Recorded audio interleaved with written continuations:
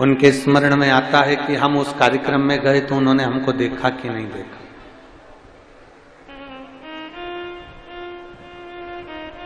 हमने उसको देखा कि नहीं देखा। यहां तो शिव पुराण में भी लिखा है ना दक्ष प्रजापति का चरित्र।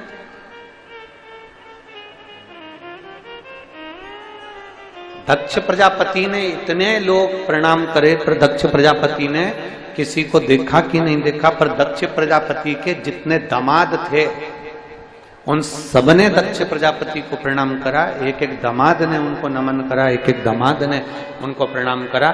दक्ष प्रजापति के एक एक जमाई ने उनको प्रणाम करा। केवल एक शंकर जी ऐसे थे जो भूलवश अपनी सुध में बैठे हुए थे, तो वो दक्ष प्रजापति को प्रणाम करना भूल गए और दक्ष प्रजापति का ध्यान उस शंकर जी की ओर चला गया, शिव जी की ओर पहुंच गया। इनको बड़ा उनको जो आसपास लगे।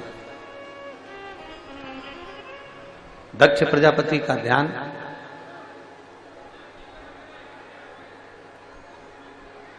बस शिव जी की ओर गया, भगवान शंकर की ओर गया।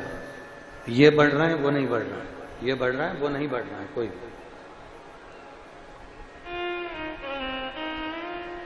अब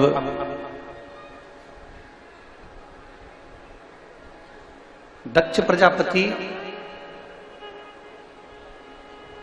शंकर भगवान को देखे और उनको क्रोध आ गया। भगवान शिव को देखा और उन्हें क्रोध आ गया। कारण क्या था? क्योंकि दक्ष प्रजापति को क्रोध आने का केवल एक कारण था कि जितने भी जमाई थे वो सब आदर के शब्द का संबोधन कर रहे हैं। पर मेरे शंकर भगवान को तो आडंबर आता ही नहीं। मेरे भगवान भोलेनाथ जी को आडंबर प्रिय है। मेरे शिव जी तो आडंबर से दूर है। मेरे शंकर भगवान को तो आडंबर आता ही, उनको दिखावा आता ही।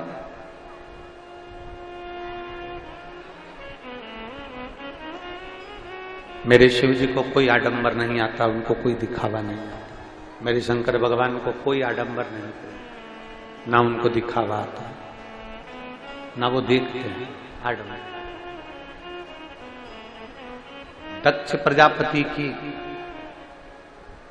कई कन्याओं का विवाह हुआ और कई जमाई उस सभा के अंदर बैठे हुए हैं। कई जमाई उस सभा के अंतर्गत विराजमान,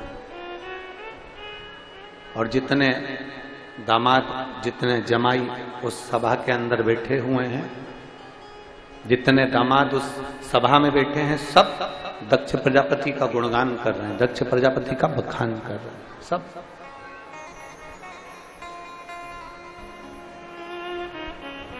सारे के सारे दक्ष प्रजापति का गुणगान में लगे कि पर शंकर भगवान उस गुणगान में नहीं लगे, शिव जी उस गुणगान में नहीं लगे। शंकर भगवान आडंबर से दूर रहे, शिव जी आडंबर से बहुत दूर है। मेरे भोलेनाथ दिखावे से बहुत दूर है। और जब मेरे भोलेनाथ दिखावे से दूर हैं, आडंबर से दूर हैं, तो दक्ष प्रजापति को लगा कि इसने तो मेरा गुणगान किया ही नहीं। दक्ष प्रजापति को लगा इसने मेरा गुणगान नहीं किया। दक्ष प्रजापति को लगा इसने मेरा गुणगान नहीं किया, इसने मेरा बखान नहीं किया। नहीं किया तो क्रोध आएगा।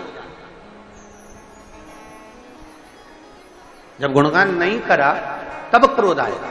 क्रोध इस बात के लिए नहीं आया कि शिव जी ने प्रणाम नहीं करा, शंकर भगवान ने नमन नहीं करा, शिव जी प्रणाम नहीं कर रहे हैं, शंकर भगवान नमन नहीं कर रहे हैं, शंकर भगवान प्रणाम नहीं कर रहे हैं। प्रणाम नहीं करा उसका भाव नहीं, प्रणाम यहां गुणगान नहीं करा, यहां बोला नहीं है।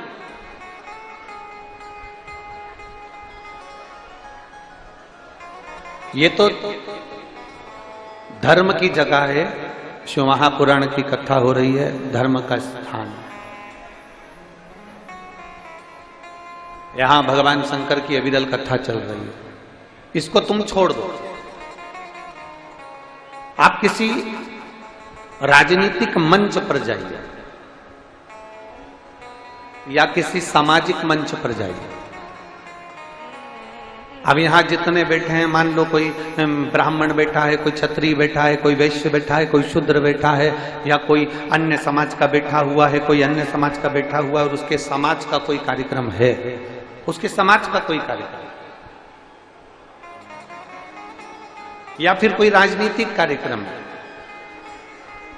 सबके नाम बोले गए, सबके। और समाज में से अगर मान लो किसी एक या दो व्यक्ति का नाम भूल गए, और एक दो व्यक्ति का अगर नाम भूल गए, तो भूलते से ही सबसे ज्यादा रुष्ट होकर वो बैठ जाएगा, और पूरी समाज में वो सभी से अलग सा व्यवहार करेगा। राजनीतिक मंच हो, राजनीतिक मंच के अंतर्गत सबका नाम लिया जाए, और किसी मंच पर बैठे हुए कोई व्यक्ति हो, या मंच के सम्मुख में बैठा हुआ कोई व्यक्ति हो, और उसका नाम उच्चारण नहीं आए, उसका स्मरण नहीं आए, और मान लो उसका नाम आया ही नहीं, तो फिर भले वापिस क्रोध उत्पन्न हो जाए। दक्ष प्रजापति के यहां सबसे बड़ी तकलीफ इस बात की थी कि भगवान शंकर प्रणाम नहीं करे, इस बात का दक्ष प्रजापति को भेद नहीं है।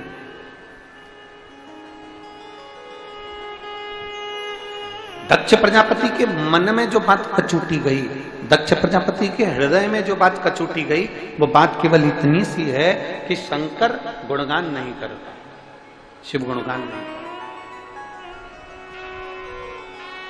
क्रोध आ गया, अपार क्रोध, अपार। और इतना क्रोध आया, इतना क्रोध आया, खड़े हो गए दक्ष प्रजापति सभा में। क्रोध के मारे जब सभा में खड़े हुए, और सभा में खड़े होकर उन्होंने अपशब्द कहना प्रारंभ कर दिया, आड़ा टेढ़ा संवाद कहना प्रारंभ कर दिया। क्रोध में खड़े होकर जो उन्होंने अपशब्द कहना प्रारंभ करा, आड़े टेढ़े शब्द कहना प्रारंभ करे, अपशब्द कहना प्रारंभ करे, शंकर जी को श्राप दे दिया, ऐ शिव मैं तुझे श्राप देता हूं कि तू शमशान में निवास करेगा, शमशान का।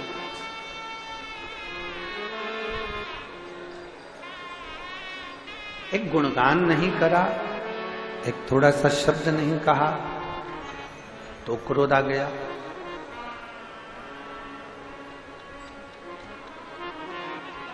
थोड़ा सा गुणगान नहीं करा तो क्रोध आ गया।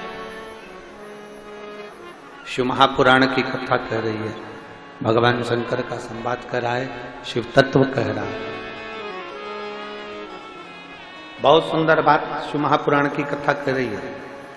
किसी मंच पर, किसी स्थान पर आपका नाम आए ना आए चलेगा, पर किसी धर्म की जगह हो, जहां पर भगवान का दक्ष प्रजापति के यहाँ जो यज्ञ की तैयारी चल रही है, दक्ष प्रजापति के यहाँ अनुष्ठान की तैयारी चल रही है, दक्ष प्रजापति के यहाँ एक यज्ञ होने वाला है, उसकी मीटिंग रखी गई है।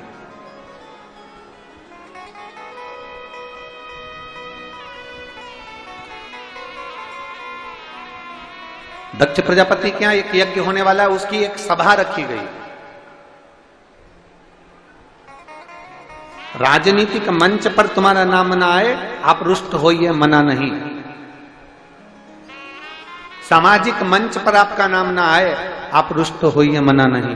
पर शिव महापुराण की कथा कहती है, पर कहीं धार्मिक अगर मंच है और कहीं यज्ञ हो रहा है, कहीं अनुष्ठान हो रहा है, कहीं मंदिर की प्राण प्रतिष्ठा हो रही है, कहीं भगवान का भजन हो रहा है, कहीं शिव पुराण, कहीं भागवत, कहीं रामायण, कहीं कथा चल रही है, और उस मंच से मान लो भूलवश आपका नाम नहीं आया ना, तो भगवान से प्रार्थना करना, अच्छा हुआ तू ना मेरा नाम नहीं आने दिया, क्योंकि मेरे नाम की लिस्ट तेरे नाम में जुड़ी हुई है, तेरे पास